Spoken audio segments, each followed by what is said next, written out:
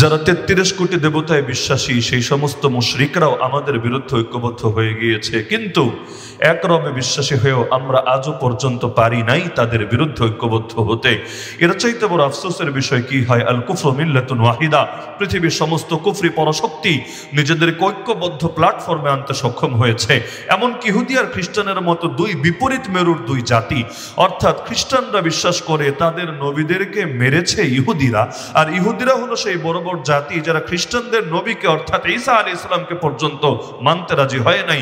তো যাদের মধ্যে সাত বেজি সুলভ সম্পর্কও ছিল অতীতে, এখন কিনা তারাই হাতে হাত রেখে কাঁধে কাঁধ মিলে একসঙ্গে ময়দানে নেমে এসেছে পৃথিবীকে মুসলিম শূন্য করবে বলে।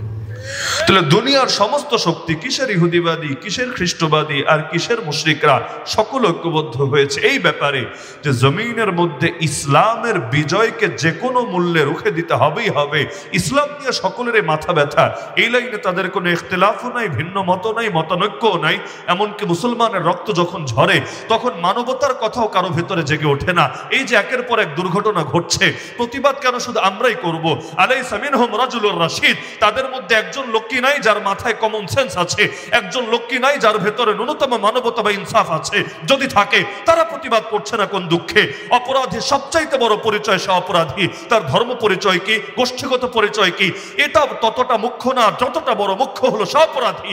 তো অপরাধীকে যদি অপরাধী মনে করে, তারা তার বিরুদ্ধে প্রতিবাদ প্রকাশ্যে করছে না কোন দুঃখে? আমরা তো কেউ লেবাস গায়ে দিয়েও যদি অন্যায় করে আমরা কখনোই মুখ বন্ধ করে রাখি না তার বিপক্ষে। অন্তত আমাদের বেলায় এই বাংলার জমিনে কেউ এই অপবাদ কখনো দিতে পারবে না যে শুধু লেবাস গায়ে দিয়ে কেউ ভণ্ডামি করেছে বলে আমরা মুখ খুলি নাই, জবানকে বন্ধ রেখেছি। আরে অন্যায় তো অন্যায়, লেবাস গায়ে দিয়ে করলেও অন্যায়, লেবাস ছাড়া করলেও অন্যায়। সকল অন্যায়ের বিরুদ্ধে আমাদেরকে বলতে হবেই হবে। এমনকি অন্যায়কারী যদি নিজের জন্মদাতা বাপ হয়, তবুও তার বিরুদ্ধে প্রতিবাদ করাকে ঈমানী এবং নৈতিক দায়িত্ব মনে করতে হবে। হক হলো সবকিছুর উপরে, কোনো কিছু হকের উপরে তো যাবে না। তো এখন সারা দেশে না সারা দুনিয়া ব্যাপী যে জুলুম শুরু হয়েছে, এর একটা পজিটিভ দিক আছে, একটা নেগেটিভ দিক আছে। নেগেটিভ দিক কি সকলে জানেন, এটা আমার নতুন করে বুঝিয়ে দেওয়ার কিছু নাই। তবে পজিটিভ দিক হলো, যদিও আমি জুলুমকে বৈধতা দিচ্ছি না, জুলুমের পক্ষে দালালি করছি না, তবে আমি দেখাচ্ছি যে অনেক সময় ওদের কাজগুলোই ব্যাকফায়ার করে, হিতে বিপরীত হয়ে যায়। যেমন দুনিয়ার মধ্যে কিছু জিনিস দেখতে মনে হয় পতন, কিন্তু আসলে হয় সেটা উত্থান, হয় এক জিনিসের সমাপ্তি আর নতুন কিছু সূচনা। যেমন ইউসুফ আলাইহিস সালামকে ধরে ভাইয়েরা ফেলে দিল কুয়োর মধ্যে। দুনিয়ার চোখে দেখলে মনে হবে হায় রে, ইউসুফের চ্যাপ্টার তো ক্লোজড হয়ে গিয়েছে। কিন্তু একটাবার চিন্তা করেন, ইউসুফ আলাইহিস সালামকে যদি কুয়োর মধ্যে নিক্ষেপ না করা হতো, ইউসুফ আলাইহিস সালাম মিশরের বাদশা হতেন কিভাবে? ফিলিস্তিনের কেনানে তার বাড়ি, সেখান থেকে মিশরে যাবেন কিভাবে? সেখানে গিয়ে রাজত্বই বা করবেন কিভাবে?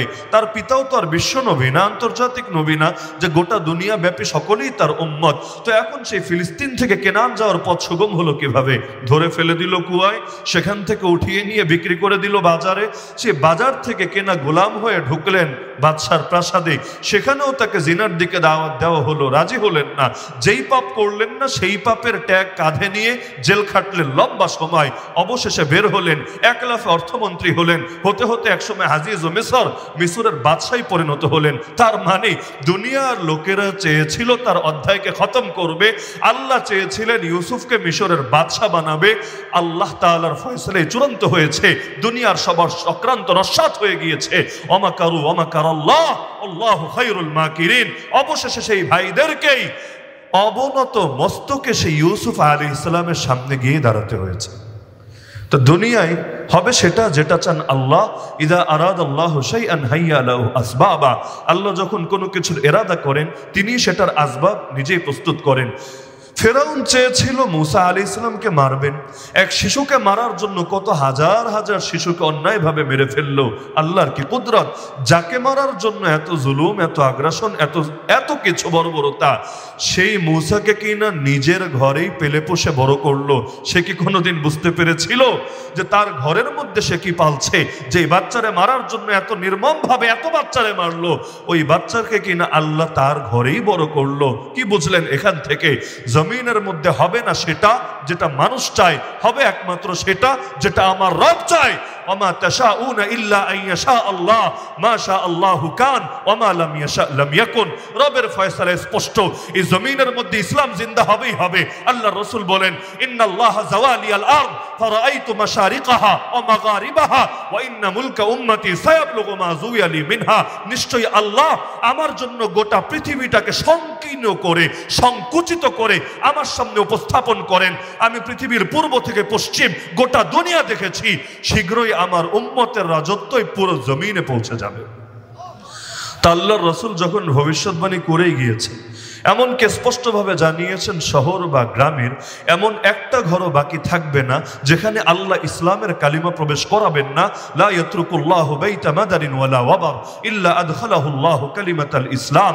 তো যখন এটা মেনেই নিলেন ইসলামের বিজয় হবেই হবে, এবং সেই বিজয়ের জিম্মাদারি আমার না, আপনার না, বিজয়ের জিম্মাদারি আল্লাহ নিজেই নিয়ে নিয়েছেন। কারণ ইসলামের হেফাজতের জিম্মা আল্লাহ অন্য কারো হাওয়ালা করেন নাই। ইন্না নাহনু নাযালনা যিকরা ওয়া ইন্না লাহু লাহাফিজুন। মূল হেফাজতকারী আল্লাহ নিজেই হয়ে গিয়েছেন। আর আল্লাহর চাইতে বড় কোনো শক্তি নাই, আল্লাহর চাইতে বড় কোনো ক্ষমতাধর নাই। আল্লাহু আকবার মানেই তো এটা সুপ্রিম পাওয়ার সির্ফ আল্লাহ, লা ইলাহা ইল্লাল্লাহ। সুতরাং কেউ যদি চাই ইসলামকে দমাতে, আগে তো আল্লাহকে দমিয়ে আসতে হবে। যতদিন পর্যন্ত আল্লাহ আছে মুসলমানের টেনশনের কি আছে? কথা তো একটাই, হাসবুনাল্লাহু ওয়া নি'মাল ওয়াকিল, হাসবিয়াল্লাহু লা ইলাহা ইল্লাহু আলাইহি তাওয়াক্কালতু ওয়া হুয়া রাব্বুল আরশিল আযীম। সুতরাং বার্তা ক্লিয়ার, দুনিয়ার বাতিলেরা যত ষড়যন্ত্র করো, হিন্দুত্ববাদীরা, নাস্তিক্যবাদীরা, সেকুলাররা যত চক্রান্ত করো, তোমাদের সকলের চক্রান্ত নস্যাৎ হবেই হবে। হ্যাঁ, বিজয় আমি না দেখে যেতে পারি, পীর সাহেব মধুপুর না দেখে যেতে পারে, এখানে আমার সামনে যে হাজার হাজার জনতা তারা না দেখতে পারে। আমরা হয়তো সুমাইয়ার মতো বিজয় আসার আগেই রাদিয়াল্লাহু আনহা আল্লাহ তাআলার ডাকে সাড়া দিয়ে জান্নাতের সবুজ পাখি হতে পারি, কিন্তু বিজয় আসবেই আসবে, ইসলাম জিন্দা হবেই হবে। পৃথিবীর কোন তাগুতি শক্তির, বাতিল অপশক্তির ক্ষমতা নাই ইসলামের এই বিজয়কে রুখে দেবে।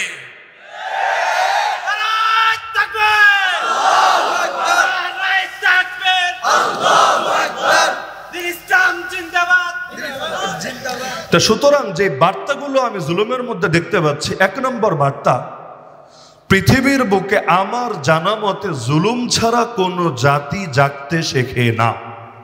শুধুমাত্র মুখের বয়ান দিয়ে, শুধুমাত্র বই পড়িয়ে পড়িয়ে, শুধুমাত্র পিঠে হাত বুলিয়ে, মাথায় হাত বুলিয়ে, ইমোশনাল কিছু ডায়লগ দিয়ে জাতিকে ঐক্যবদ্ধ করা যায় না। আজকে এই মাহফিলে আসার পথেও আমার জন্মদাতা পিতা গাড়ির মধ্যে আমাদের সেই জেল জীবনের কিছু দুঃখের কথা আলাপ করতে গিয়ে কিছু কারগুজারি টেনে আনলেন।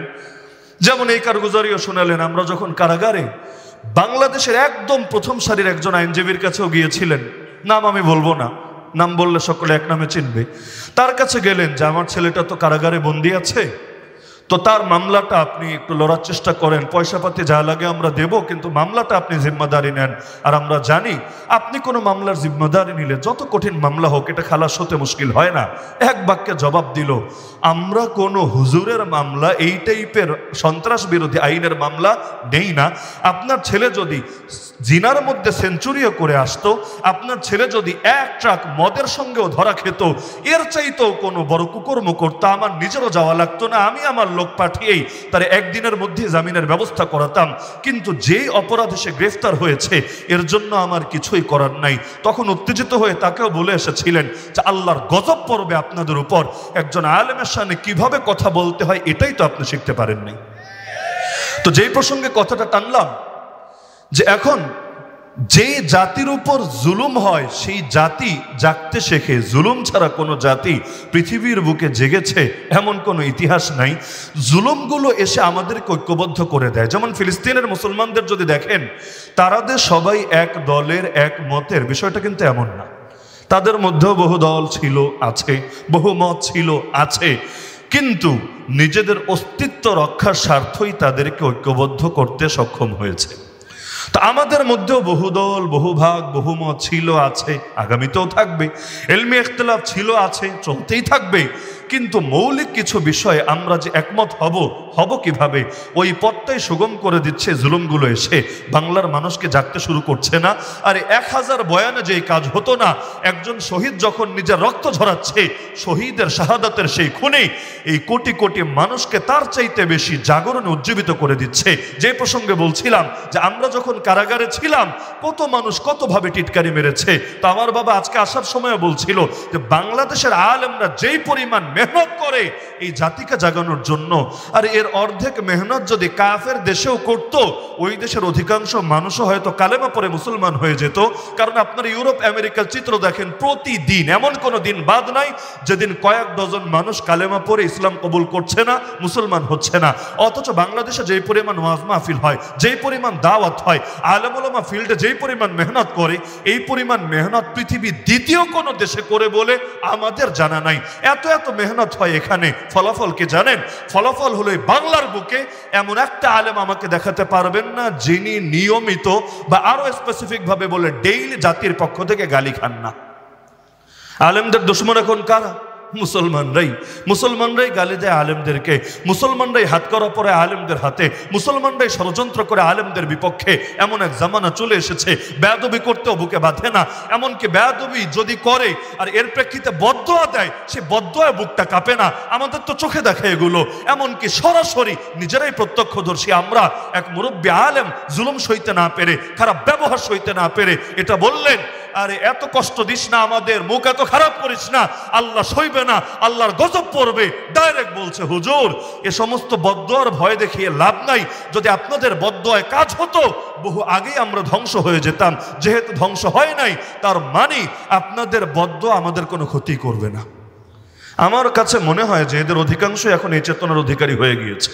না হলে দেখেন না, স্টেজে উঠে প্রকাশ্যে আলেমদের সামনে সাথে কিভাবে বেয়াদবি করে হাজার হাজার জনতার সামনে, আবার বেয়াদবি করে জিন্দা ফিরে যায় কিভাবে।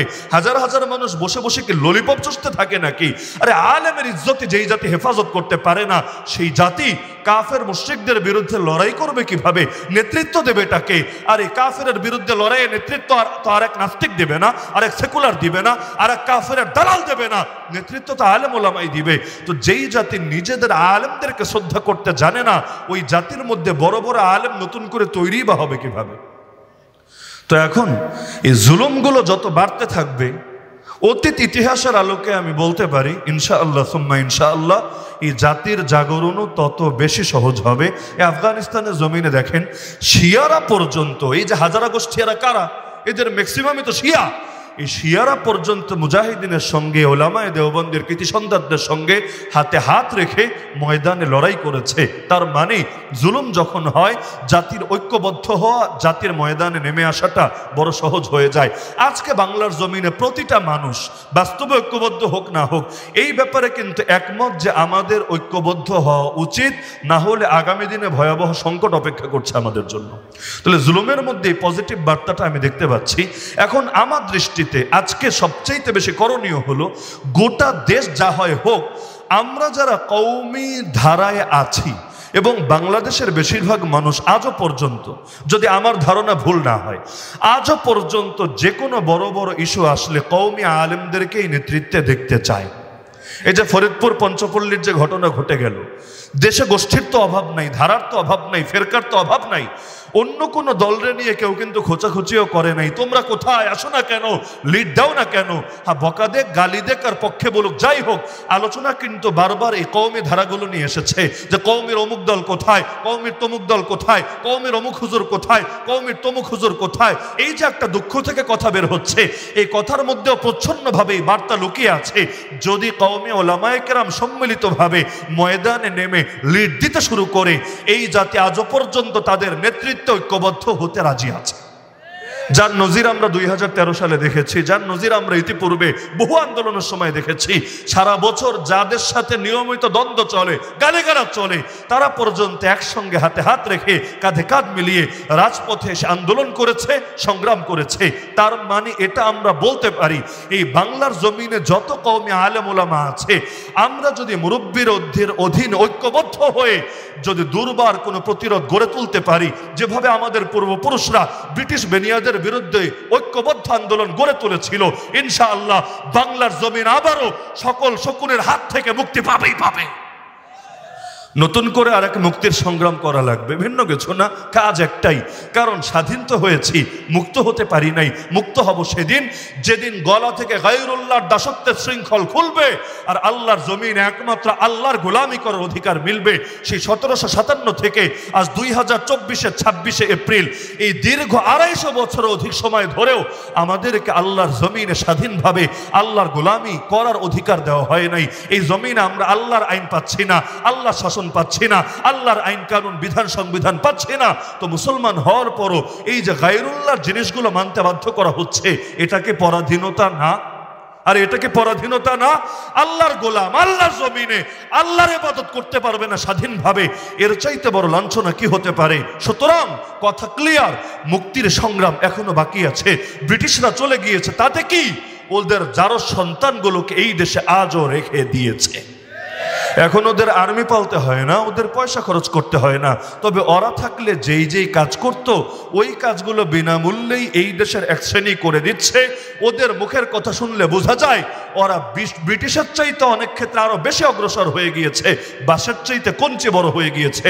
না হলে সে ব্রিটিশের সময় ওলামায়ে কেরামের উপর কি কি জুলুম হয়েছে আমরা দেখি নাই? এই আমি শামিলের ময়দান দেখি নাই, আর সিপাহী বিপ্লব দেখি নাই, দেখি নাই সেই ফরাইজি আন্দোলন, দেখি নাই তিতুমিরের বাসের কেল্লা, দেখি নাই সৈয়দ বাদশাহ অর্থাৎ সৈয়দ আহমদ শহীদ রাহিমাহুল্লাহর কাফেলা।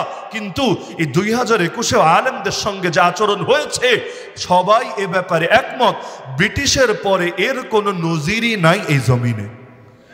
তাহলে যদিও চলে গিয়েছে, কিন্তু আচরণ যদি একই থাকে, ফায়দাটা কি হয়েছে? তার মানে মুক্তির সংগ্রাম এখনো বাকি আছে। এজন্য আমার 1 নম্বর প্রস্তাবনা, কওমি ওলামায়ে কেরাম যারাই আছে এবং এখানে তালেবুল ইলম যারা আছেন, আপনারাও আগামী দিনে জাতির কর্ণধার হবেন। আমার একটাই বিনীত অনুরোধ যে গোটা জাতির সব ধারার সব আলেমকে যদি বলে ঐক্যবদ্ধ হন, এটা বলা সহজ বা বলা সম্ভব, তবে বাস্তবে রূপায়িত হবে বলে দিল সাক্ষ্য দিতে চায় না, অন্তত বর্তমানের যে হালত দেখছি এর আলোকে। কিন্তু আমার অনুরোধ থাকবে, এখানে কওমি ঘরানার যারা আছেন, আল্লাহর ওয়াস্তে সবাইকে আমরা পারবো না মৌলিক কিছু ব্যাপারে ঐক্যবদ্ধ হতে?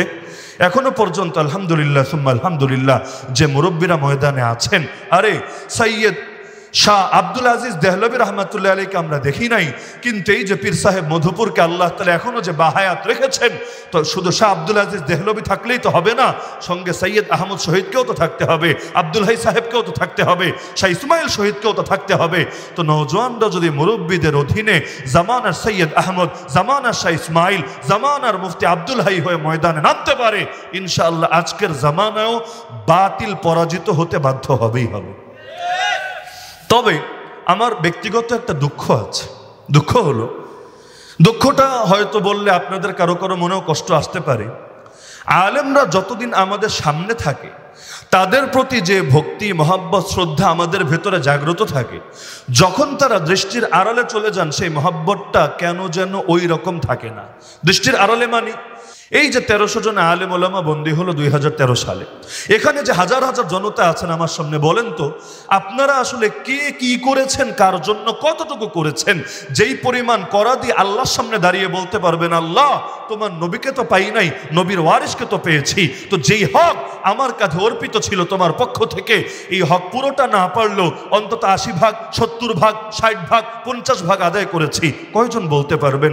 অধিকাংশ আলেম তো এমন ছিল, আরে পাবলিক তার কোনো খোঁজ খবর নেওয়ারও কোনো প্রয়োজন অনুভব করে নাই। আমার বড় দুঃখ লাগে, মনে করেন সেলিব্রিটি যারা, পাবলিক ফিগার যারা, মানে যেই হুজুরদেরকে সবাই চেনে, তাদের নিয়ে হয়তো মাঝে মধ্যে টুকটাক আলাপ হয়, আলোচনা হয়, পাবলিক আর কিছু করুক না করুক, ফেসবুকে 2-4টা পোস্ট অন্তত দেয়, কিন্তু সবাই তো ভাই সেলিব্রিটি না। এই যে 1300 জন আলেম কারাগারে ঢুকলো, কয়জন সেলিব্রিটি, কয়জন পাবলিক ফিগার?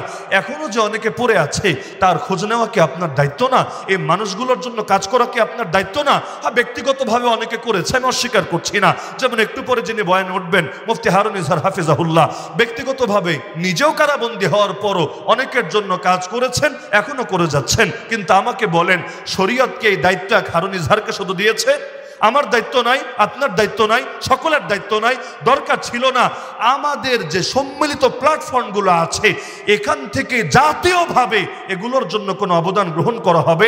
এই খাতমে নবুয়তের প্রতিটা আন্দোলনে হাজার হাজার মানুষ মামলা খাচ্ছে। আরে আন্দোলন নয় তো, আমরা ডাক দিলে আপনারা নেমে আসছেন, একদিন দুদিন 3 দিন 7 দিন আন্দোলন করছেন, কিন্তু স্থানীয় মানুষদেরকে কখনো 1 বছর 2 বছর 5 বছর পর্যন্ত মামলার ভোগান্তি পোহাতে হচ্ছে, বাড়িতে থাকতে পারছে না, তাকে অন্য এলাকায় পড়ে থাকতে হচ্ছে। আপনাদের মধুপুরেও তেমন ছেলে পেলে আছে যাদের বাড়ি হয়তো বাংলাদেশের আরেক প্রান্তে, এলাকার নাম নাই বলি, কিন্তু মামলার ভোগান্তির কারণে তাকে এসে এখন যান হাতে নিয়ে পেরেশানির সাথে ঘুরতে হচ্ছে। তা আমাদের কি দরকার ছিল না জাতীয় যত সংগঠন আছে এর মধ্যে আলাদা একটা সেকশনই থাকবে এটার জন্য, যে কোনো তাওহীদি জনতা, আলেম ওলামা, তালেবুল ইলম যখনই বন্দী হবে আমরা তাদের পাশে দাঁড়াবো। কিভাবে? শুধু মামলা লড়াই করেই না, জেলে যারা থাকে তাদেরও কিছু টাকা পয়সা লাগে, জেলে খাবার দাবারের জন্য, ব্যক্তিগত জরুরতের জন্য, তেল সাবানের জন্য। নিয়মিত প্রতিটা সাথীর খোঁজ খবর নেব, প্রতিটা সাথীকে যতটুকু পারি 2000, 3000, 5000 টাকা মাসে তার অ্যাকাউন্টে, মানে জেলের যে অ্যাকাউন্ট আর কি, পিসি কার্ড বলে, পিসি কার্ডে আমরা জমা করে দেব। তার পরিবার যদি স্বাবলম্বী হয় আলহামদুলিল্লাহ, স্বাবলম্বী যদি না হয় আমরা এই পরিবারের জন্য কিছু করার চেষ্টা করব, যাতে করে তার মা, তার বাবা, তার আত্মীয় স্বজন এটা না বলে হায় আজ রাসূল নাই তাই আমাদের খোঁজ নেওয়ার কেউ নাই। হায় আজ যদি রাসূল থাকতো, যেমনি ভাবে রাসূল এক ওসমানের রক্তের বদলা নেওয়ার জন্য সাহাবীদের থেকে জিহাদ আর শাহাদাতের বায়াত নিয়েছিল, আমার পুত্রটার জন্য এই জামানার রাসূলের ওয়ারিসরা কিছু না কিছু করত। দরকার না এগুলো? আমি আগেই বলেছি কথাগুলো প্রস্তাবনা হয়তো সবার ভালো লাগবে না, কিন্তু আজকে পুরো বয়ানে আমি কয়েকটা শুধু প্রস্তাবই দিয়ে যাব, কিছু কাজের কথাই বলে যাব। এবং আমি মনে করি যদি এগুলো কোনোদিন বাংলার জমিনে বাস্তবায়ন হয় চিত্র পরিবর্তন হবেই হবে ইনশাআল্লাহ। আমি এমন দলও দেখেছি বাংলার বুকে যারা কারাগারে যে সাথী যাক তাদের সাথী না, সমর্থক না, কিচ্ছু না, হুদায় একটা মামলা দিয়েছে তাদের দলের নামে। কারাগারে গেলেও তারা তাকে ভোলে না, নিয়মিত তার খোঁজ খবর রাখে, পয়সা পাতি দেয়, এমনভাবে তার উপর অনুগ্রহ করে। বের হওয়ার পর যদি ঢোকে সমর্থক হয়ে বের হয়ে কর্মীতে পরিণত হয়, সে মনে করে যে আল ইনসান আব্দুল ইহসান, আমার উপর যেহেতু অবদান করেছে আমারও উচিত সারা জীবন তাদের সঙ্গ দেওয়া। আর বিপদে যে পাশে থাকে মানুষ কিন্তু তাকেই খাঁটি বন্ধু মনে করে। বাংলায় বলে না বিপদে বন্ধুর পরিচয়, অথচ আমরা আমাদের সার্কেলে দেখেছি ঢুকেছে কর্মী হয়ে, সমর্থক না কর্মী হয়ে, কিন্তু বের হওয়ার সময় আমাদেরকে এই কথা বলে বের হয়েছে, হুজুর জীবনে আর নামবো না তাদের সাথে মাঠে। কেন? কারণ তারা যে গাফলতির পরিচয় আমাদের ব্যাপারে দিয়েছে, অথচ কোনো ওজন নাই। তারা একটা ডাক দিলে কোটি কোটি টাকা দিতে মানুষ রেডি ছিল, আইনি সহায়তা দিতে রেডি ছিল, কিন্তু আমার মা বাবাকে ভিটা বাড়ি পর্যন্ত বেচতে হলো, কেউ দেখলো না, কেউ খবর রাখলো না, আমি আর তাদের সাথে জন্মেও নাই। এই কথাগুলো বলে যখন বের হতো কলিজাটা দুমড়ে মুচড়ে যেত, ফেটে যেত। অন্যদের কথা কি বলবেন রে ভাই, যারা এই দেশে প্রসিদ্ধ আলেম ওলামা, যারা জেল খেটে এসেছে, এক একজনের সাথে ইন্ডিভিজুয়াল ভাবে আলাপ করে আসেন না, যারা দলীয় মামলা খেয়েছে, সাংগঠনিক মামলা খেয়েছে, তাদেরও খোঁজ খবর নেন না। কে রাগ হবে কে খুশি হবে আমার দেখার দরকার নাই, বাস্তবতা বলতে হবেই হবে। এই যে আলেমরা আজকেও যারা বয়ান করলেন আপনাদের সামনে, কার জন্য কে কি করেছে কয়জন বলতে পারবে? ব্যক্তিগত উদ্যোগে কেউ হয়তো ফ্যামিলির খোঁজ খবর নিয়েছে, কিছু পয়সা পাতি দিয়েছে, কিন্তু পুরো ভোগান্তিটা ওই একজনকে আর একটা পরিবারকেই পোহাতে হয়েছে। কিসের জন্য? যেই কোটি কোটি জনতা মাঠে ময়দানে তাদেরকে সমর্থন দেয়, তারা মিলে কি আজও পর্যন্ত পারলো না শক্তিশালী একটা প্ল্যাটফর্ম গড়ে তুলতে? কাফিররা তো পেরেছে, মুশরিকরা তো পেরেছে, নাস্তিকরা তো পেরেছে, বিধর্মীরা তো পেয়েছে, আমরা পারবো না কোন দুঃখে? তা আমার বার্তা ক্লিয়ার, দল, সংগঠন, ধারা এগুলো মুখ্য কিছু না, মুখ্য হলো আদর্শ। কোন দলের সঙ্গে হকের ট্রেডমার্ক মারা নাই যে ওই দলই সারা জীবন একই আদর্শে থাকবে এবং সারা জীবন তাদেরই পুজো করে যেতে হবে। আমার অনুরোধ থাকবে যে আমরা মাজলুমদেরকে না ভুলি, আল্লাহর ওয়াস্তে মাজলুমদের জন্য সর্বদা কিছু করার চেষ্টা করি। এবং এক্ষেত্রে মুরব্বীদের প্রতি আমরা আরো বেশি কিছু আশা রাখি যে মুরব্বীরা খালি যদি উদ্যোগ নেন কিচ্ছু লাগবে না রে ভাই, এই জাতি এখনো তৈয়ার আছে। এই যে আপনারা যারা আছেন, আচ্ছা যে ছাত্র ভাইয়ারাও আছেন, আমরা যদি আপনাদেরকেই বলি প্রত্যেকে তার পকেট থেকে অন্তত 500-1000 টাকা দিবেন মাজলুমদের খেদমতে, আপনারা কি দিবেন না? আমার অন্তর বলে বাংলার জমিন একটা মানুষও পিছিয়ে থাকবে না। প্রয়োজন খালি উদ্যোগ, প্রয়োজন খালি একটু হিম্মত। আমরা খালি উদ্যোগ আর হিম্মত নিলে কেউ কিচ্ছু বলবে না। হ্যাঁ, বলতে পারেন আপনি আলাদাভাবে কিছু করে ফেললেই তো হয়। না, আলাদাভাবে কেউ যদি কিছু করতে যায় সে শকুনের দৃষ্টিতে পড়ে যাবে। সবাই মিলে যদি কাজ করে ইনশাআল্লাহ কারো কিছুই হবে না। এই যে ফরিদপুরের পঞ্চপল্লীর ঘটনা নিয়ে বাংলাদেশে হাতে গোনা কয়েকজন আলেম জোরালো প্রতিবাদ করেছে। আমি সত্য বলছি না মিথ্যা? যেই পরিমাণ দরকার ছিল প্রতিবাদ 1000 ভাগের 1 ভাগও হয় নাই। ফলাফল কি জানেন? ইতিমধ্যে তাদের নামের তালিকাও হয়ে গিয়েছে। কে করেছে, কোথায় করছে আমি বলছি না, বলার জরুরত নাই। ইতিমধ্যে এই তালিকাও প্রস্তুত হয়ে গিয়েছে যে কারা কারা কারা কারা এই ইস্যুতে শক্ত প্রতিবাদ করছে। অথচ কথাগুলো কি শুধু সেই হুজুরদের কথা না গোটা জাতির কথা? আরে বলেন না, মাওলানা মামুনুল হক সাহেবের বয়ানের আগে একবার অলিপুরি হুজুর বলে ফেললেন যে মামুনুল হকের মুখ থেকে যে কথাগুলো বের হচ্ছে, বলছে এক মামুনুল হক, কিন্তু ভাববা না কথাগুলো এক মামুনুল হকের কথা, কথাগুলো আমাদের প্রত্যেকের দিলের কথা। তো যদি কথাগুলো সবার কথা হয়, এবার আপনি চিন্তা করেন সবাই মিলে যদি একসঙ্গে গর্জে উঠতো, বাংলাদেশে আলেম ওলামার সংখ্যা অন্তত 50 লাখ হবে না? আরে হবে কি না?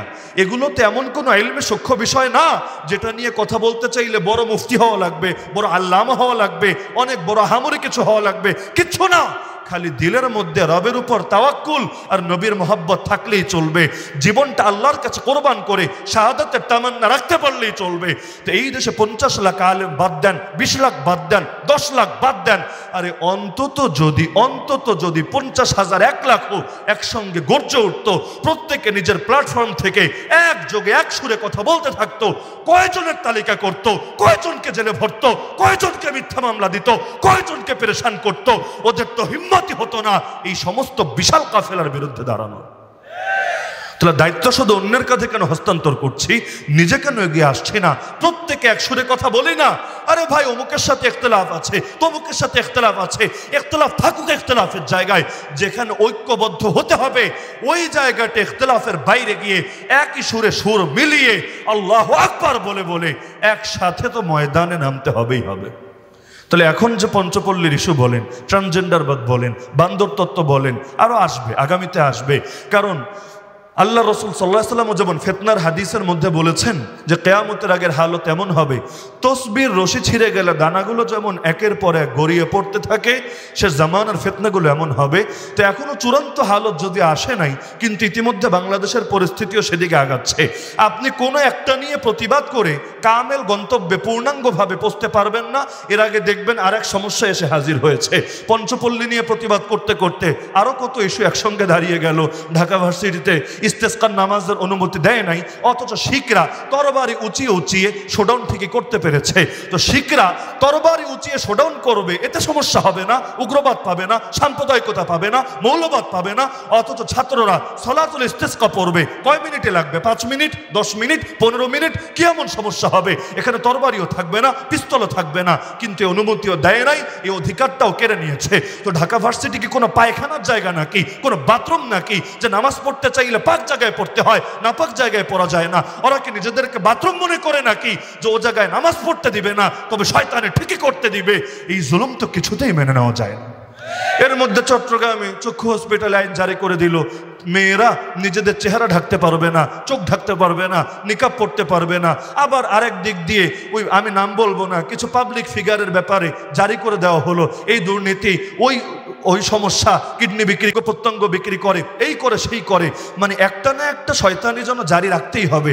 এমনকি মাওলানা মামুনুল হক সাহেবের ব্যাপারে কিছু বলদ লেখালেখি শুরু করে দিল, হুজুরের সব মামলার জামিন হয়ে গিয়েছে, হুজুরের আর বের হতে কোনো বাধা নাই, এই কালকে পরশুর মধ্যে বের হয়ে যাবে। আজব তামাশা, এসব গুজব ছড়ায়টাকে? আরে সব মামলায় জামিন হয়েছে তোমারে বলেছেটাকে? এখনো তো হাটহাজারির একটা মামলা বাকি আছে। তার মানে আমার কেন জানি মনে হয় যে একটা ইস্যু নিয়ে যেহেতু দেশ গরম হয়েছে, এখন গুজব ছড়িয়ে হোক বাস্তবে হোক, নজর আরেক দিকে ঘুরাতে হবেই হবে। আমাদের যত আন্দোলন হয়েছে প্রতিটা আন্দোলনে দেখবেন একটা আন্দোলন নিয়ে সিরিয়াস হতে না হতে আর 10টা আন্দোলনের প্রেক্ষাপট তৈরি হয়ে যায়, যার কারণে পাবলিক এখন আন্দোলন করার শক্তিই পায় না। এখন ডাক দিয়ে দেখেন কয়জন মানুষ ময়দানে নামার হিম্মত করে? মানে আন্দোলনের জজবাটাই খতম হয়ে গিয়েছে। কারণ সমস্যা যখন মাত্রাতিরিক্ত বেড়ে যায়, হৃদয়ের জজবা কমে যায়। আমরা ছোটবেলায় দেখতাম যখন আমেরিকা আক্রমণ করলো ইরাকের উপর, আফগানিস্তানের উপর, আরো বিভিন্ন দুর্ঘটনা ঘটলো, গোটা মুসলিম বিশ্ব একসঙ্গে গর্জে উঠলো, বুশের কুশপুত্তলিকা দাহ করলো, আরো কত প্রতিবাদ প্রতিরোধ হলো। আর এখন যখন পত্রিকায় পড়েন, ডেইলি পড়েন, অমুক দেশে এতজন মুসলমান মরেছে, তমুক দেশে এতজন নারী ধর্ষিতা হয়েছে, অমুক দেশে এতটা শিশুকে মারা হয়েছে, ওই রকম অন্তরে ফিলিংসে আসে না। আসবে কিভাবে? কারণ মুসলমান মরবে, ধর্ষিতা হবে, মায়ের খাবে, গুলি খাবে, আহত হবে, পঙ্গু হবে, জেলে যাবে, এগুলো একেবারে গা শোয়া হয়ে গিয়েছে। তো সবরে তাওইল, এই মাত্রাতিরিক্ত সবর করলে অনেক সময় যদি জুলুমটা গা শোয়া হয়ে যায়, তখন আর লোকে জাগতে চায় না। আজকে বাংলাদেশে কোনো হুজুর যদি জাগরণের কথা বলে, এই মুসলিম জাতি তাকে ভুল বুঝে, তার বিরুদ্ধে অবস্থান নেয়। কেন জানেন? সেই 1757 থেকে এই 2024 পর্যন্ত গোলামি করতে করতে করতে করতে গোলামি রক্তে রক্তে রন্ধে রন্ধে মিশে গেছে। এখন কেউ যদি এমন কথা বলে যেই কথার কারণে তার গোলামির জীবনটা ক্ষুণ্ণ হয়ে নতুন কষ্টের জীবন, জিহাদের জীবন, মুজাহাদার জীবন হাসিল করতে হবে, তখন বলে না না না না, এগুলোর কোনো দরকার নাই, আমি কুত্তার মতো শুধু মনিবের পক্ষ থেকে একটু গোস্ত আর একটু রুটি খেলেই চলবে। এই যে গোলামি করতে করতে এখন গোলামির বাইরে কিছু ভাবতে পারে না, এর চাইতে একটা জাতির জন্য অবক্ষয় আর অধপতন কিছু হতেই পারে না। তো সুতরাং আমাদেরকে মৌলিক কিছু বিষয় ঐক্যবদ্ধ হতে হবে। কয়েকটা আন্দোলন আমাদেরকে এখন চূড়ান্তভাবে ফিনিশিং দিতে হবে। স্বাধীনতার 53 বছর হলো, আর কত ধৈর্য, আর কত সান্ত্বনা। খাতমে নবুয়তের আন্দোলনকে চূড়ান্ত করতে হবেই হবে। আমার একটা জিনিস ভালো লাগছে, আলহামদুলিল্লাহ সুম্মা আলহামদুলিল্লাহ, খাতমে নবুয়তের 7টা সংগঠন হুজুরের নেতৃত্বে আলহামদুলিল্লাহ ঐক্যবদ্ধ হওয়ার কাছাকাছি। কাছাকাছি কেন বললাম, এর বিস্তারিত ব্যাখ্যা ওদিকে যাওয়ার দরকার নাই। কাছাকাছি আমি নিয়মিত হার রোজ দোয়া করার চেষ্টা করি যে আল্লাহ পীর সাহেব হুজুরকে আপনি নেক হায়াত দান করেন, হুজুরের জীবদ্দশায় এই খাতমে নবুয়তের আন্দোলনের বিজয় দেখে যাওয়ার তৌফিক দান করেন। কারণ চোখের সামনে অন্ধকার দেখতে পাচ্ছি, আমি এটা কল্পনাই করতে পারি না যে হুজুরের পর এই আন্দোলন কি হতে পারে। কারণ এত পরিমাণ দুই নম্বরই দেখতে দেখতে অনেক সময় এখন মনে আশাই জাগতে চায় না, আস্থায় আসতে চায় না। তো যার কারণে আল্লাহ হুজুরকে আরো দীর্ঘ নেক হায়াত দান করুক। প্রয়োজনে আমাদের মতো অনেক নওজোয়ানের জীবন আল্লাহ তাআলা তাকে হাদিয়া হিসাবে দান করুক, যে তবু এই খাতমে নবুয়তের আন্দোলন চূড়ান্ত রূপ লাভ করুক এই জমিনে। 2 নম্বরে, হিন্দুত্ববাদী আগ্রাসনটাকেও এই মুহূর্তেই থামিয়ে দিতে হবে। যে কোনো জিনিস জিরোতেই নিয়ন্ত্রণ করা সহজ, হিরো হয়ে গেলে নিয়ন্ত্রণ করা এত সহজ না। সন্তান যখন ছোট থাকে আদব কায়দা শেখানো সহজ, যদি বড় হয়ে যায় এরপর আদব কায়দা শেখাতে গেলে উল্টা আপনারা সাইজ করে দেবে, ধরে বৃদ্ধাশ্রমে রেখে দিয়ে আসবে। তো অবস্থা তো ভালো না। আমরা সচেতন হতে হতেই বড় ভুল হয়ে গিয়েছে, অনেক কিছু নিয়ন্ত্রণের বাইরে চলে গিয়েছে। এখন অনেক সময় দেখা যায় এক একজন বড় বড় ব্যক্তিত্ব পর্যন্ত সারেন্ডার করতে বাধ্য হচ্ছে বিভিন্ন ইস্যুর কারণে। তা আমার অনুরোধ থাকবে, এই হিন্দুত্ববাদী, আমি হিন্দু ধর্মীয় বলছি না, হিন্দুত্ববাদী আগ্রাসনকে এই মুহূর্তে থামিয়ে দিতে হবে। এর জন্য 2টা কাজের কথা আমি বিশেষভাবে বলবো। এখানে যারা আছেন, বেশি পরিমাণে আছেন নওজোয়ানরা, তালেবুল ইলমরা, আমি সবাইকে বলবো আপনার একটা কাজ করা যায় কিনা ফিকির করে দেখেন, যে আমরা প্রত্যেকে অমুসলিমদের মধ্যে দাওয়াতের ফিল্ডে ব্যাপক হারে মেহনত শুরু করব। বলবেন কি হবে? উদাহরণস্বরূপ মনে করেন আমরা 1 কোটি মানুষ নতুন করে দাওয়ার ফিল্ডে মেহনত শুরু করলাম। অমুসলিমদের দাওয়াত দেওয়ার সিস্টেমটা একটু ভিন্ন, মুসলমানদের দাওয়াত দেওয়ার সিস্টেমটা ভিন্ন। এটা আপনারা কয়েকদিন যদি যারা এই ফিল্ডে মেহনত করেন, যেমন আমার আগে যে বয়ান করলেন মাওলানা মাহমুদ হাসান গনবী হাফিজাহুল্লাহ, আপনারা তার সোহবত অথবা আরও যারা ফিল্ডে মেহনত করেন, অনেক আলেম ওলামা আছেন বাংলাদেশে, কারো সোহবতে গিয়ে 3 দিন, 1 সপ্তাহ, 1 মাস আপনারা সময় দেন, যখন দাওয়াতের ফিল্ডে কাজ করেন তার সঙ্গেও একটু সফর করেন, এভাবে করে করে একটু বোঝার চেষ্টা করেন কিভাবে দাওয়াত দিতে হয়। একদম সিম্পল। এই যে চট্টগ্রামে এক ভাই নও-মুসলিম, তাকে এবং তার স্ত্রীকে গ্রেফতার করে ফেলেছিল হিন্দুত্ববাদীদের চক্রান্তের কারণে, অনেকে জানেন, আমি শুনেছি, বাস্তবে ফিল্ডে গিয়ে তো জরিপ করি নাই, শুনতে পেরেছি নির্ভরযোগ্য সোর্সে, যে আল্লাহর বান্দা এই যে নও-মুসলিম হিসাবে গ্রেফতার হলেন, যেই কয়দিন জেল খাটলেন, সম্ভবত 1 মাস হন, এর চাইতে কম, এই সময়ের মধ্যেই কারাগারের ভেতর 5 জনকে মুসলমান বানিয়েছেন। কিছু লস হলো কোথায়? তারে ধরে ভেতরে ঠেলে দিল যে মুসলমান হওয়ার পথ মনে হয় অন্যদের জন্য কঠিন হবে, উল্টো হিতে বিপরীত হলো, একা গিয়ে আরো 5 জনকে কালেমা পড়িয়ে বের হয়ে আসলো। আমরা আমাদের সময়ও দেখেছি অনেক বড় বড় ওই ধর্মের উগ্রবাদীদেরকে পর্যন্ত অনেকে মুসলমান বানিয়েছে। আমরা যখন কারাগারে ওই দাওয়াতে ইসলামের বাংলাদেশে যারা বিশেষভাবে মেহনত করেন, মাওলানা জুবায়ের সাহেব মান্ডার, উনি এবং ওনার সাথীরা পুরো এক জামাত একসঙ্গে বন্দী হলেন, 3 মাস থাকলেন। আমরা নিজেরা সাক্ষী, ওই 3 মাসের মধ্যে যদি আমাদেরকে বের হতে দিত না, কারোর সাথে মিশতে দিত না, কথা বলতে দিত না, কিন্তু ওই মাঝে মধ্যে মেডিকেলের টাইমে, অন্যান্য টাইম, ওই যে সামান্য সামান্য কথা বলতো, এতে আলহামদুলিল্লাহ বেশ কয়েকজনকে কালেমা পড়িয়ে মুসলমান বানিয়ে ফেলেছে। এই মিশন নিয়ে যদি সবাই নামে, 1 কোটি বাদ দেন, 1 লাখ নামেন, তাও না পারলে 10,000 নামেন, প্রত্যেকে নিজের মতো মেহনত করেন, দলীয় কমান্ড, দলীয় শৃঙ্খলা না থাকলে নাই, আপনি আপনার মতো করে মেহনত করেন, ইনশাআল্লাহ সুম্মা ইনশাআল্লাহ, এভাবে সবাই যদি মেহনত শুরু করেন, আপনার প্রতিপক্ষের শিবিরে সৈনিক কমবে। কারা আপনাকে মারবে? যারা মারবে তারাই যদি হেদায়েত কবুল করে নেয়, মারার আশঙ্কা তো নাই। যে ওমর বের হয় নবীর কল্লা কাটবে বলে, ওই ওমরকে আল্লাহ চাইলে এমন ভাবে কবুল করতে পারে, লাউ কানা বাদি নবিয়্যুন লাকানা ওমর। রাসূল বলেন, আমার পরে যদি কেউ নবী হতো, সেই নবী হতো ওমর। তো এই দাওয়াত যদিও ফরজে আইন না, এই দাওয়াত সামগ্রিকভাবে ফরজে কিফায়া, এবং ওদের প্রতিটা ব্যক্তির কাছে ইন্ডিভিজুয়াল ভাবে আলাদা করে দাওয়াত নিয়ে যেতে হবেই হবে, না হলে গোটা উম্মত কবিরা গুনাহগার হবে। এই টাইপের ফতোয়া আমরা দেই না, কারণ আল্লাহর রাসূল দুনিয়াতে প্রেরিত হওয়ার মাধ্যমেই প্রমাণ প্রতিষ্ঠিত হয়ে গিয়েছে। আর কোনো কাফের মুশরিক আল্লাহর সামনে দাঁড়িয়ে বলতে পারবে না, মা জাআনা মিন বাশীরিন ওয়ালা নাযীর, আমাদের কাছে কোনো সুসংবাদদাতা আসেনি, কোনো সতর্ককারী আসেনি। এমনকি আরো 1200 বছর আগে লেখা, তিরমিজি শরীফে খুলে দেখেন, স্পষ্ট লেখা আছে, কোন টিম যদি জিহাদ করতেও যায়, অগ্রাভিযানেও যায়, তাদের জন্য আজ আর ফরজ না, ওয়াজিবও না, তারা সেই কাফেরদেরকে আগে কালেমার দাওয়াত দিবে, না মানলে জিজিয়ার প্রস্তাব দিবে, তা না মানলে এরপর যুদ্ধ করবে। আজ আর জরুরি না। কেন? ইমাম আহমদ বিন হাম্বলের সূত্রে ইমাম তিরমিজি তার সুনান গ্রন্থে লিখে দিয়েছেন, ফাকাদ বালাগাতহুম আদ-দাওয়া, তাদের সকলের কাছে আলহামদুলিল্লাহ দাওয়াত পৌঁছে গিয়েছে। তো একবার দাওয়াত পৌঁছলে হক আদায় হয়েছে। আমি বলছি না এটা ফরজে আইন, করতেই হবে, তবে আমি বলছি যদি আমরা মেহনত করে করে করে তাদেরকে মুসলমান বানাতে পারি, ফায়দা হবে নাকি হবে না? অনেক হবে। তবে আল্লাহর ওয়াস্তে নারীরা সাবধান। এখানে আড়ালে প্যান্ডেলে নারী আছে কিনা আমি জানি না, তবে অনলাইনের মাধ্যমে যাদের কাছে পৌঁছবে, আল্লাহর ওয়াস্তে সাবধান। এই কাফেরদেরকে মুসলমান বানানোর জিম্মাদারি শরীয়ত আপনাকে এভাবে দেয় নাই যে আপনাকে প্রেমের ফাঁদে ফেলে, প্রেমের নাটক করে, এমনকি বিছানায় গড়াগড়ি করে তারপর তার হেদায়েতের ফিকির করতে হবে। রাসূলের জামানায় কি কাফের ছিল না, মুশরিক ছিল না? আল্লাহ রাসূলের কোন সাহাবিয়া, নারী সাহাবী এই কাফেরদের সঙ্গে প্রেমের সম্পর্ক করেছেন তাদেরকে মুসলমান বানানোর জন্য? ইতিপূর্বেই মনে হয় সপ্তাহখানেক আগে পত্রিকায় এসেছে, বাংলাদেশের 68,000 মেয়ে ভারতের বিভিন্ন পতিতালয়ে পাচার হয়ে গিয়েছে। 1-2 জন, 68,000 মেয়ে, যাদের বড় একটা অংশই প্রেমের প্রতারণার শিকার হয়েছে। তো ওদেরকে প্রেম করতে বলেছেটাকে?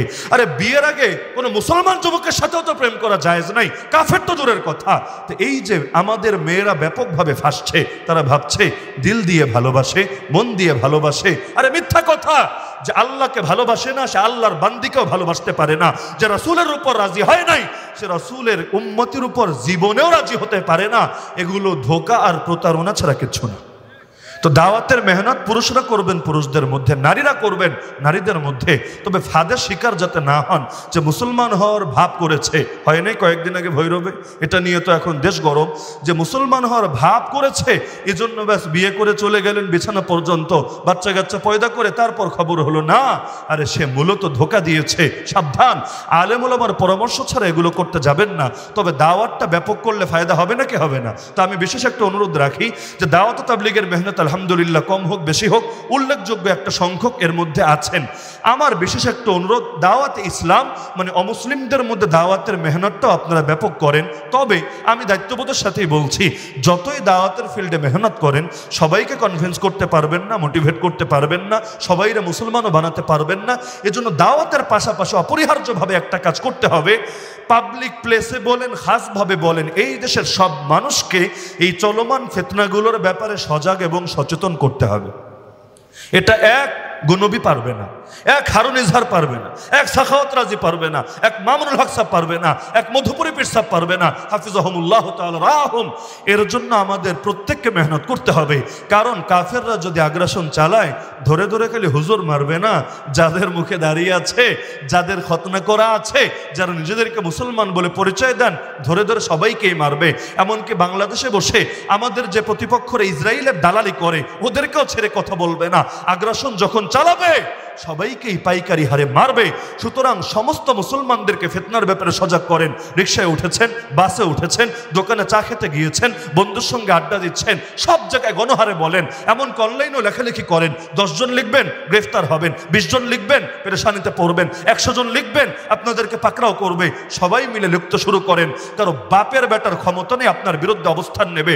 আর আমি মজমা থেকে দায়িত্ববোধের সাথে ফতোয়া দিচ্ছি, আমাদের প্রশাসনের যে ভাইয়েরা, অনেকে এখানে আছেন, সব মজলিসেই থাকেন আপনারা, আমি দায়িত্ববোধের সাথে বলছি, প্রশাসনের যে ভাইয়েরাও ঈমান আর কুফুরের এই সংঘাতে, তাওহীদ আর শিরকের এই সংঘাতে, ইসলাম আর জাহেলিয়াতের এই সংঘাতে আপনারা অন্ধকারের পক্ষ নেবেন, কুফুরের পক্ষ নেবেন, শিরকের পক্ষ নেবেন, জাহেলিয়াতের পক্ষ নেবেন। সেই পক্ষ নিয়ে আলেম ওলামার বিরুদ্ধে গালিগালাজ করবেন, তাদের বিরুদ্ধে ষড়যন্ত্র করবেন, এমনকি তাওহীদ জনতার বুকে নির্মমভাবে গুলি চালাবেন, সাধারণ মানুষকে পাখির মতো গুলি করে মারবেন। ফতোয়ার একটা মূলনীতি শুনিয়ে দিচ্ছি, আর রিদা বিল কুফরি কুফরুন, কুফরের উপর সন্তুষ্ট হয়ে যাওয়াও ঈমান নষ্ট হওয়ার একটা কারণ।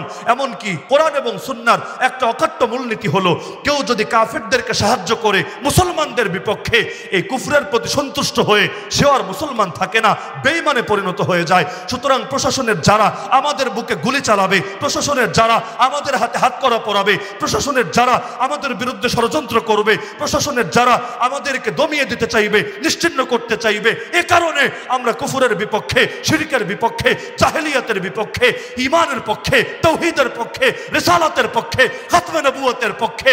আল্লাহর কসম, আপনারা আর মুসলমান থাকবেন না, আপনাদের হাসর হবে এ আবু জাহাল, আবু লাহাব আর জামানার এই ফিতনাবাজদের সাথে। তোমাদের মধ্য থেকে যারা তাদেরকে বন্ধু বানাবে, তারাও তাদের অন্তর্ভুক্ত বলে বিবেচিত হবে। আমি বাংলাদেশের আলেম সমাজকে ছোট মুখে আমি একটা অনুরোধ করছি, যারা আমার সমপর্যায়ে তাদেরকে আবদার করছি, যারা নিচের পর্যায়ে আছেন আমাদের জুনিয়র, তাদেরকে বিশেষভাবে দিলটা খুলে আমি আদেশ করছি, আর যারা সিনিয়র আছেন তাদেরকেও আমি একটু ফিকির করতে বলছি। যেই সমস্ত মানুষগুলো এভাবে প্রকাশ্যে আলেম ওলামার বিপক্ষে, তাওহীদ জনতার বিপক্ষে অবস্থান নেয়, বুকে গুলি চালায়, আপনারা আজকে থেকে কঠোর হন তাদের বিপক্ষে। আমরা এদের জানাজা পড়ব না, যদি না তওবা করে। আমরা এদের বিয়ে অনুষ্ঠানে যাব না, আমরা এদেরকে দেখলো সালাম দিব না, এদেরকে আমরা কাফের বলে ফতোয়া জারি করে দিব। ইনশাআল্লাহ আগামীকাল থেকে দেখবেন ফিতনা কমে গেছে। মানুষ এখনো সামাজিকতাকে ভয় করে, আল্লাহকে যতটুকু ভয় করে তার চাইতে বেশি সামাজিকতাকে ভয় করে। এই বার্তাটা সকলের নিকট পৌঁছে দেন যে ঈমান আর কুফুরের এই লড়াইয়ে শুধু প্রশাসন বলে কথা না, আমাদের টাকলা বুদ্ধিজীবী আছে না, অনেক টাকলা হোক আর চুলওয়ালা হোক, যে বুদ্ধিজীবীরা আছে, যে মিডিয়া কর্মীরা আছে, আরও যত এলিট সোসাইটির যত ব্যক্তিত্ব আছে, যারাই ঈমান কুফুর স্পষ্ট হয়ে যাওয়ার পরও কুফুরের, শিরিকের, জাহেলিয়াতের পক্ষ নেবেন, আপনাদের সঙ্গেও আমরা কাফেরদের মতো আচরণ করব। বার্তা ক্লিয়ার।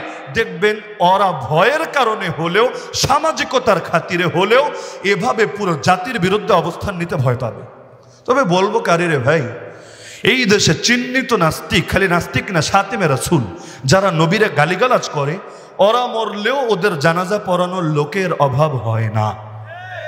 এমনকি মৃত্যু পর্যন্ত যে নেতারা খেতারা সারা জীবন ইসলামের বিরুদ্ধে গালিগালাজ করে, আলেম ওলামার সঙ্গে ব্যঙ্গ করে, আর তওবা করেছে এমন কোনো প্রমাণ নাই, তারপরও এই সমস্ত পশুগুলো মারা গেলে গর্বের সাথে জানাজাই পড়ে না, মাইক হাতে নিয়ে তাদের পক্ষে সাফাই গায়ে দালালি করে। আর দরকার হলো হাফেজ জি হুজুর রহমাতুল্লাহ আলাইহি সে আদর্শ এখানে কায়েম করা।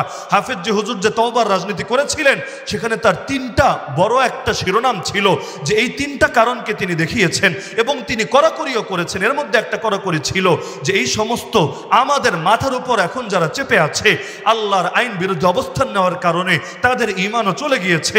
সুতরাং যারা তাদের সঙ্গে সম্পর্ক রাখবে, আমরা তাদেরকেও বয়কট করতে বাধ্য হব, এমনকি তারা মারা গেলে জানাজা পর্যন্ত পড়ব না।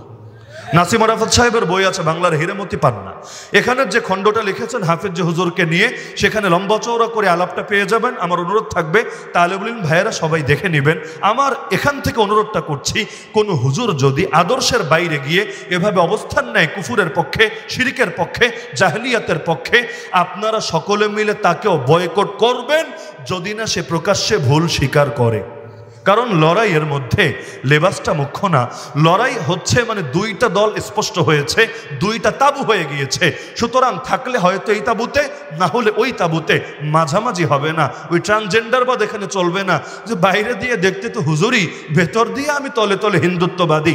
না, যে কোনো একটা গ্রহণ করো, বাইরে আর ভেতরে একরূপ ধারণ করো, মুনাফিক হয়েও না। সামনে আসলে বলবা আমার না, আর আড়ালে গেলে বলবা ইন্না মাআকুম, আমরা তো তোমাদের সাথে আছি। এই ভণ্ডামি বাংলার জমিনে চলবে না। তা আমি পীর সাহেব হুজুরকে সকলের সামনে বিনীতভাবে অনুরোধ করব যে আল্লাহর ওয়াস্তে হুজুর এই জাতিকে, এই আমাদের সামনে যেই ফিতনা চলমান, এটা থেকে হেফাজতের জন্য আল্লাহর ওয়াস্তে হুজুর আপনারা নেতৃত্বের ময়দানে এগিয়ে আসেন। এই দেশের সমস্ত নওজোয়ান আলেমরা আপনাদের লিডারশিপ মেনে নিতে রাজি আছে। আমি 100% দায়িত্ববোধের সাথে বলতে পারি, এই জমিন যদি ইসলাম ইমারা হতো, ইসলাম ইমারা বাংলাদেশ, ওই বাংলাদেশের আমিরুল মুমিনিন হওয়ার মতো সব যোগ্যতা আল্লাহ তাআলা হযরতের মধ্যে রেখে দিয়েছে। আমরা সৈয়দ আহমদ শহীদকে দেখি না, আমি বাড়িয়ে বলছি না, কাউকে রাজি খুশি করার জন্য বলছি না। আর ওই নেচার, ওই তবিয়ত আমার আছে কিনা এটা সকলের কম বেশি জানা। তা আমি এখানে 100% দায়িত্ববোধের সাথে আল্লাহকে সাক্ষী রেখে বলছি, হুজুরকে আল্লাহ তাআলা নেতৃত্বে সকল গুণ দান করেছেন। সুতরাং এই যে ক্ষেত্রগুলো, 1 নম্বরে মাজলুমদের জন্য সম্মিলিতভাবে কিছু একটা করা, 2 নম্বরে সমস্ত নওজোয়ান আলেমদেরকে ঐক্যবদ্ধ করে একটা মিশন নিয়ে একযোগে কাজ করা। প্রত্যেকের জায়গা থেকে প্রতিবাদ করবে, কিন্তু এক এক সময় এক একটি ইস্যু নিয়ে আমরা কাজ করব। যখন খাতমে নবুয়ত নিয়ে নামবো, একেবারে এটা শেষ দেখে ছাড়বো। যেমন আগামী বছর কাদিয়ানীরা ওদের 100 বছর পূর্তি পালন করবে। এখন থেকে আমি বার্তা দিয়ে দিচ্ছি, প্রস্তুত হন সবাই। 99তম ইজতেমা এই বছর করে ফেলেছে। আমরা কপাল পোড়া জাতি ঠেকাতে পারি নাই। আল্লাহর গজব যে এখনো আসে নাই দেশের উপর, আল্লাহর বিরাট বড় রহম আর করম রে ভাই। কিন্তু 99টা করেছে, যেটা হওয়ার তো হয়ে গিয়েছে। ওরা সেঞ্চুরি করবে, শতবর্ষ পালন করবে, আমরা জিন্দা থাকতে বাংলার মাটিতে কিছুতেই সেটা হতে দেব না। এই জমিনে খাতমে নবুয়তের শানে প্রকাশ্যে গোস্তাখি হবে, আর আমরা মাঠে ময়দানে জিন্দা বিচরণ করব, এটা হবে না। হয়তো এই জমিন থেকে আমাদের লাশ উঠবে, না হলে এই খাতমে নবুয়তের শানে যারা গোস্তাখি করে ওদের ইজতেমা বন্ধ হবেই হবে। কাদিয়ানীদের আস্তানা, নবীর পরে নবী নাই, সংসদে আইন চাই। নারে তাকবীর। কি হবে ওদের বিরুদ্ধে আন্দোলন করবে? এই যে আমাদের অলিপুরি হুজুর আগে লাগাতার সফর করতেন পৃথিবীর বিভিন্ন দেশে, আমেরিকায়, কানাডায়, লন্ডনে। এই বছর তার লন্ডনের ভিসা বাতিল, লন্ডনের ভিসা দিবে না। কিসের জন্য? কাদিয়ানীর বিপক্ষে অবস্থান নিয়েছেন। কেন? এটার পানিশমেন্ট হিসাবে। আরে গেলাম না তোর লন্ডনে, তো কি হয়েছে? যেই লন্ডনে যাওয়ার জন্য খাতমে নবুয়তের ক্ষেত্রে কাদিয়ানীর পক্ষে অবস্থান নিতে হবে, লাগবে না ওই লন্ডন যাওয়া। আমাদের জন্য জান্নাতুল ফেরদাউস নসিবে জুটলেই চলবে। লন্ডন উত্তম না জান্নাত উত্তম? আল্লাহর জন্য যদি দুনিয়াতে কোরবানি দেই, আল্লাহকে এটা পুষিয়ে দিবে না জান্নাতে? অবশ্যই দিবে। সুতরাং খাতমে নবুয়তের আন্দোলনে যখন নামবো, এটা শেষ দেখে ছাড়বো। নাস্তিক্যবাদের বিপক্ষে যখন নামবো, শেষ দেখে ছাড়বো। রক্ত লাগবে, লাগুক। কয়জনের রক্ত লাগবে? রক্ত দেওয়ার জন্য তৈরি আছি, কিন্তু এলোমেলো আন্দোলন করলে কিচ্ছু হবে না। খালি রক্তেই যাবে, কোনো সুফল পাবেন না। যেটাতে নামবো, কাফনের কাপড় গায়ে দিয়ে নামবো। পাকিস্তানে কিভাবে কাদিয়ানীদেরকে কাফের ঘোষণা করা হয়েছিল ইতিহাস পড়ে দেখেন। একসঙ্গে নেমেছে ময়দানে, গুলি চালিয়েছে, ব্রাশ ফায়ার। প্রথম কাতার পড়ে গেছে, তাতে কি? দ্বিতীয় সারি সামনে এগিয়ে এসেছে, আবার ব্রাশ ফায়ার। দ্বিতীয় সারি লাশ পড়ে গেছে, তাতে কি? তৃতীয় সারি সামনে এসেছে। কত মারবে? কয়জনের বুকে গুলি চালাবে? ওরাও তো নিজেদেরকে মুসলমান বলে। আরে ওরাও তো কোনো মুসলমানের সন্তান, কোনো মুসলমানের ভাই, কোনো মুসলমানের আত্মীয়। কয়জনকে মারবে? এক পর্যায়ে হার স্বীকার করতে বাধ্য হয়েছে। আমাদের মতো এমন তো করা উচিত না যে এক কোনায় একটা টিয়ার শেল পড়েছে, মুহূর্তে ময়দানে খালি হয়ে গিয়েছে। আরে পীর সাহেব হুজুর এই বয়সে এসে যদি নিজের কপালে গুলি সয়ে নিতে পারে, আরে আমি কি রে ভাই, আর তুমি কি? আমরাও পারবো আমাদের বুকটাকে জালেমদের বৃষ্টির মতো আশা গুলির সামনে পেটা দিতে। কি মরতে পারবেন না? মরতে রাজি আছেন না? আল্লাহর কসম, যেদিন মরণ লেখা তার এক মুহূর্তে আগে মালাকুল মাউত এসে জান কবজ করতে পারবে না। শিয়াল কুত্তার মতো বাঁচলেও ঠিক ওই কয়দিনে বাঁচবেন সিংহের মতো বাঁচলে যেই কয়দিন বাঁচবেন। হায়াত নির্ধারিত, মৌত নির্ধারিত। জন্মেছি পরে, কি কি বিপদ আসতে পারে আর কোন মাটিতে দাফন হবে লেখা হয়েছে বহু আগে। কপালে যদি জেলের ভাত লেখা থাকে, যদি ভাবেন হকের কথা বলবো না, মনে হয় জেলে যাওয়া লাগবে না, কে বলেছে? তখন নিকৃষ্ট নিকৃষ্ট মামলায় ধরে ধরে কারাগারে পাঠিয়ে দেবে। কপালে যা লেখা তা হবেই হবে। তো সব যখন চূড়ান্ত, দালালি আর গোলামের জীবন এখতিয়ারের কোনো দরকার আছে? তো নাস্তিক্যবাদ নিয়ে নামবো, শেষ দেখে ছাড়বো।